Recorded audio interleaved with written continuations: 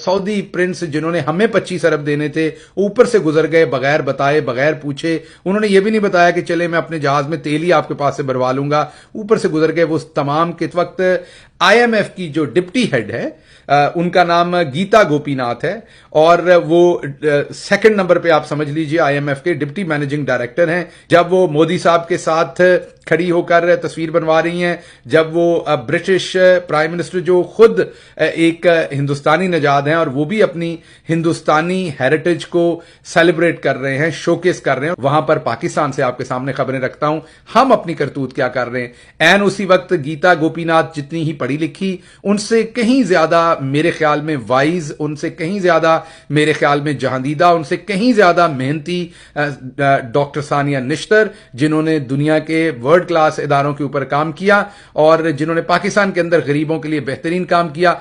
कसूर उनका यह है कि वो इमरान खान की पार्टी की सेनेटर हैं, और आज जब गीता गोपीनाथ जो हैं वो वहां पूरी दुनिया के अंदर अपने हेरिटेज को, अपनी तालीम को, अपने दिमाग को, अपनी काबिलियत को सेलिब्रेट कर रही थी, शोकेस कर रही थी, एन उस वक्त डॉक्टर सानिया निश्तर को हम रावलपिंडी में नैब के दफ्तर में बुलाकर उनकी इन्वेस्टिगेशन कर रहे थे। इन्वेस्टिगेशन क्यों कर रहे थे? इसलिए नहीं कि उन्होंने कोई करप्शन की है, इन्वेस्टिगेशन इसलिए कर रहे थे कि इमरान खान को अलकादर ट्रस्ट केस में फंसाना है, और वो एक ट्रस्ट यूनिवर्सिटी है गरीबों के लिए बनी, और शायद उसके बोर्ड के ऊपर या उसकी किसी प्लानिंग में बेचारी डॉक्टर सानिया निश्तर ने भी गरीबों की यूनिवर्सिटी बनाने में कोई मशवरा दे दिया होगा। यही नहीं रुके हम, हमारे पास खतीजा शाह थी जिसने पाकिस्तान का पूरी दुनिया के अंदर नाम रोशन किया, एक एंटरप्रेन्योर के तौर पर, एक खातून के तौर पर, एक पढ़ी लिखी खातून के तौर पर एक वर्ल्ड क्लास ब्रांड बनाया। हमने उसे जेल के अंदर रियासत से बगावत का केस किया हुआ है, उसे जेल के अंदर फेंका हुआ है। सिर्फ इतना ही नहीं, जब गीता गोपीनाथ मुस्कुराकर तस्वीरें बना रही थी,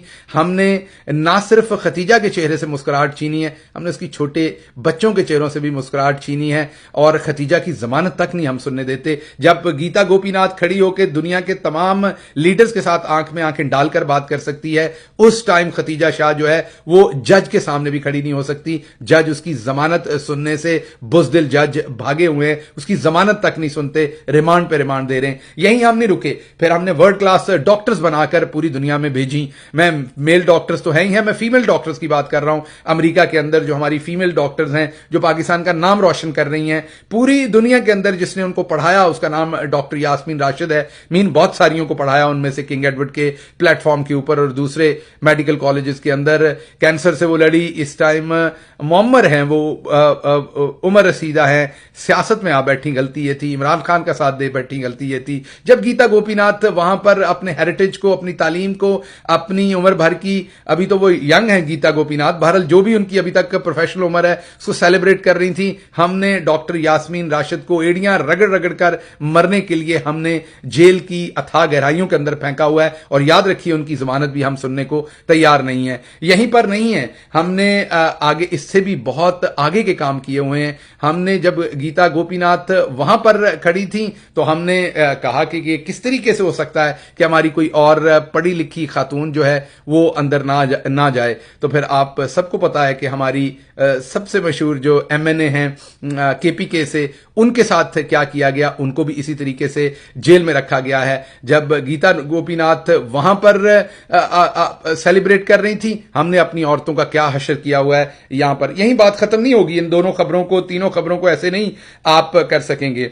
फिर मैं आपको यह बताता हूं कि हमें यह बताया गया पिछले दिनों में कि जो सऊदी प्रिंस है उन्होंने हमें 25 अरब रुपया देना है, और 25 अरब तो उन्होंने नहीं दिया, और ना ही वो ऊपर से, और फिर हमें बताया गया कि वो यहां रुकेंगे भी, जाते हुए हमारे पास रुक के जा रहे हैं, ऊपर से गुजर के गए, पाकिस्तान से रुके भी नहीं। लेकिन ये नहीं, आपको दिखाता हूं कि वहां क्या हो रहा है। वो ना सिर्फ वहां पर वो ना सिर्फ रुके नहीं, बल्कि वहां पर एक बहुत बड़ी डेवलपमेंट जो हिंदुस्तान के अंदर हो रही है, हिंदुस्तान ने जो पूरी दुनिया के कैनवस के ऊपर एक बहुत बड़ी कामयाबी समेटी है, और वो कामयाबी है कि अब कौन ऐलान कर रहा है? हिंदुस्तान ऐलान नहीं कर रहा, बल्कि जिसने हमें 25 अरब डॉलर देने थे, मोहम्मद बिन सलमान ने, वो अपने मुंह से हिंदुस्तान के स्पोक्स पर्सन वो बने हुए हैं हिंदुस्तान के अंदर जाके, बजाय इसके कि हिंदुस्तान के प्राइम मिनिस्टर ये ऐलान करें, वहां पर मोहम्मद बिन सलमान अनाउंस कर रहे हैं कि हिंदुस्तान सऊदी अरेबिया मिलकर हिंदुस्तान का रास्ता खोल रही है सऊदी अरब और मिडिल ईस्ट के थ्रू यूरोप तक। जी हां, कॉरिडोर बना रही है। हमने भी एक कॉरिडोर के चर्चे सुने थे और किए थे, लेकिन उसमें से हमें क्या हासिल वसूल हुआ वो आप सबके सामने है। लेकिन वहां पर कोई और नहीं, मोहम्मद बिन सलमान खुद से अनाउंस कर रहे हैं कि अब हिंदुस्तान के लिए दरवाजे हम खोल रहे हैं और हिंदुस्तान और सऊदी अरेबिया और मिडिल ईस्ट के कंट्रीज की इश्तराकत से हिंदुस्तान का मिडिल ईस्ट के थ्रू जो रास्ता है वो यूरोप के साथ दरवाजे उसके लिए खोल दिए गए हैं। हिंदुस्तान को ये कॉरिडोर दे दिया गया है। और जब वहां पर यह हो रहा है तो हमने मलीर के अंदर उस्मान डार को जागर्दन से पकड़ा है। बहुत बड़ा भगौड़ा उस्मान डार, जिसकी वालदा, बहनों और मां को पहले ही मार मार के हमने घर से निकाल दिया था। आधी रात को उनसे घर उनका सील कर दिया था, उनकी फैक्ट्री को सील कर दिया था, वहां पर काम करने वाले 2,500-3 हजार लोगों को बेरोजगार कर दिया था। इससे हमारा दिल नहीं भरा। उस्मान डार को हमने पकड़ा है मलीर से। फौरी तौर पर ILF और दूसरे लोग कराची में पहुंचे पुलिस स्टेशन से। पुलिस वालों ने कहा जनाब हम इस तरह के काम नहीं करते। पुलिस वालों ने जवाब दिया हम ऐसे थोड़ी जनाब लोगों को उठाते हैं, रात को गायब कर देते हैं, हम ऐसे काम नहीं करते, हम शरीफ लोग हैं, ये काम हमने नहीं किया। जब हिंदुस्तान कॉरिडोर्स की बात कर रहा है, हिंदुस्तान वहां पर इज्जतें समेट रहा है, हिंदुस्तान में पूरी दुनिया का कारोबारी शो के शोरूम बन रहा है, उस वक्त हमारा गवर्नर, मुल्क के दूसरे बड़े सूबे का गवर्नर ये कह रहा है देखें फोन छीनने की समझ आती, फोन छीन लें, जिसका फोन छीनना छीन लें, उनको जान से तो ना मारे।